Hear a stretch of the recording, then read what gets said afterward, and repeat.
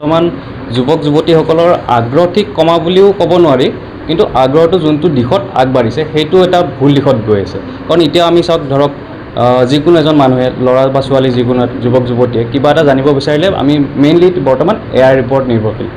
ধৰক ChatGPT হওক বা জেমিনি হওক, কিবা এটা আমি যিকোনো এটা বস্তু চাৰ্চ কৰি লৈ কিনে চাব পাৰোঁ। তাতে আমাৰ সঠিক তথ্য কেতিয়াও নাহে। তাৰ সলনি এতিয়া বৰ্তমান আমাৰ জ্যেষ্ঠসকলৰ আদৰ্শ আমি ল'ব পাৰোঁ, বা বেদৰ অধ্যয়ন কৰি যোনটো আমাৰ পৌৰাণিক হাজাৰ হাজাৰ পুৰণা যোনটো আমাৰ পদ্ধতি, বিদ্যাৰ পদ্ধতি, সেই হিচাপে অধ্যয়ন কৰিলে তাৰ জ্যোতিষ শাস্ত্ৰৰ প্ৰতি বিশেষকৈ সঠিক মানে যোনটো উত্তৰ পোৱা যায় সেইটো পাব পাৰি। আৰু এটা কথা মই তোমাক ক'ব বিচাৰিছোঁ, মানে বাহিৰৰ পৰা আজিকালি বহুতো এতিয়াতো ইণ্টাৰনেটৰ যুগ। এতিয়া আপোনাৰ ধৰক বাহিৰৰ লগত আমাৰ টাৰ্মছবোৰ বাঢ়িছে, কিন্তু এতিয়া বাহিৰৰ টাৰ্মছবোৰ বাঢ়িলেও এতিয়া ধৰক আপোনাৰ বাহিৰৰ কথা নকওঁ, আমাৰ ধৰক অসমৰ কথাই কৈছোঁ।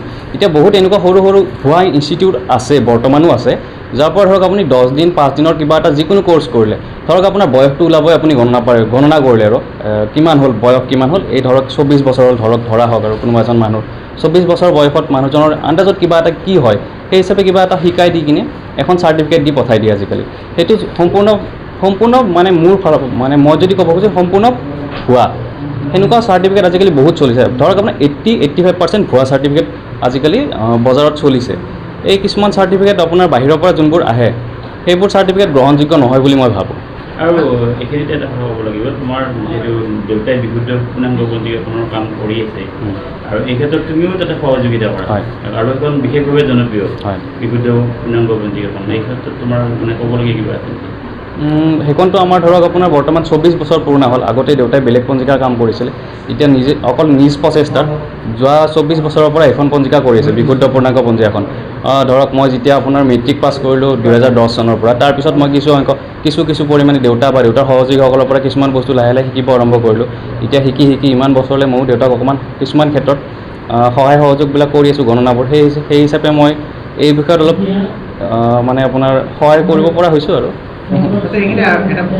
চাওক, বেদটো এতিয়া আমাৰ সংস্কৃতৰ ওপৰতে মেইনলি নিৰ্ভৰশীল হয়।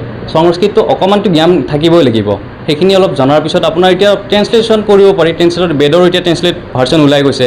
তেনেকৈ জ্যোতিষ শাস্ত্ৰৰো সকলোবোৰ শব্দৰে ট্ৰেঞ্চলেটেড ৱৰ্ড আছেই।